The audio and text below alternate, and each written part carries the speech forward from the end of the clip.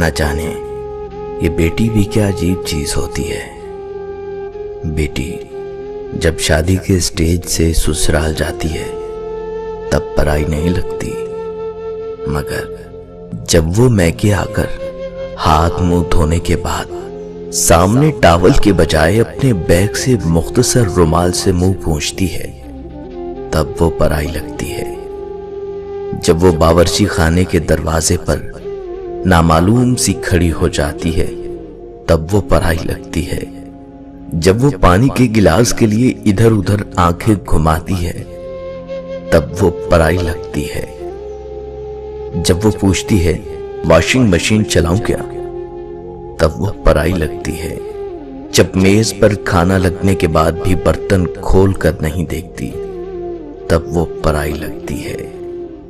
जब पैसे गिनते वक्त अपनी नजरें चुराती है तब वो पराई लगती है। जब बात बात पर गैर जरूरी कहे लगाकर खुश होने का ड्रामा करती है तब वो पराई लगती है।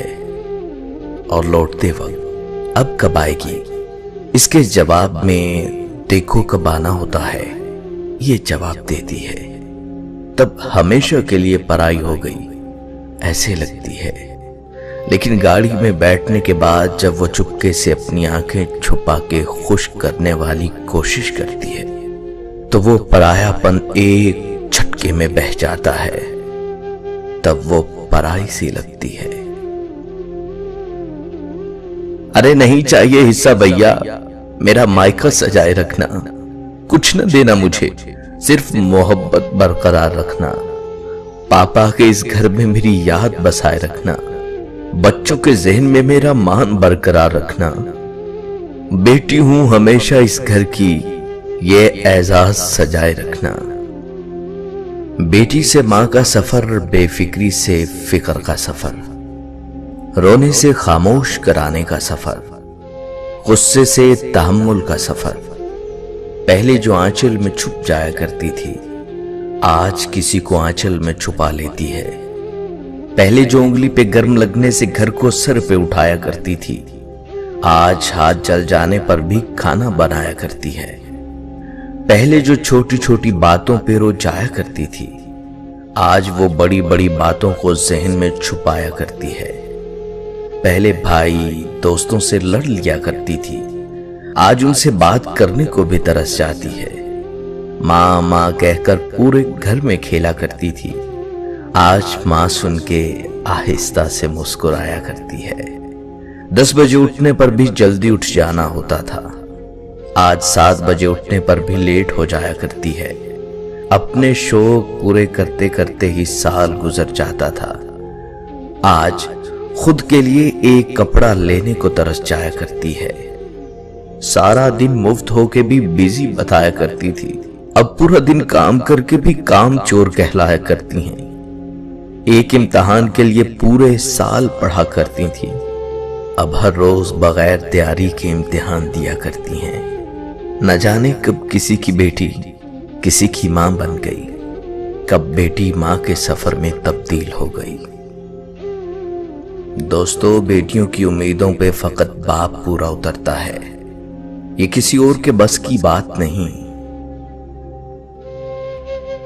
बाबा मुझे छोड़कर गए तो जमाने ने बताया जिन बेटियों का बाप नहीं होता उनका कोई हमदर्द नहीं होता। बेटे अगर औलादे नरीना होते हैं तो बेटियां भी औलादे नगीना होती हैं और इन नगीनों को ठेस नहीं लगनी चाहिए चाहे वो अपनी हो या पराई।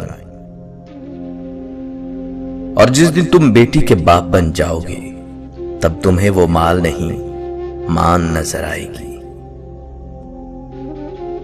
हर बेटी का बाप बादशाह नहीं होता पर हर बेटी अपने बाप के लिए शहजादी जरूर होती है। बेटियों का दुख समझना बड़ा मुश्किल है, उनके लिए तो उसी घर में जगह नहीं रहती जहां वो पैदा होती हैं। बेटे नेमत हैं और नेमतों का हिसाब लिया जाएगा। बेटियां रहमत हैं और रहमत का कोई हिसाब नहीं। बेटियां फूलों की तरह होती हैं और ये फूल आपके घर की जीनत हैं। बेटी रहमत का दरवाजा, बख्शिश का जरिया और जहन्नम की ढाल है।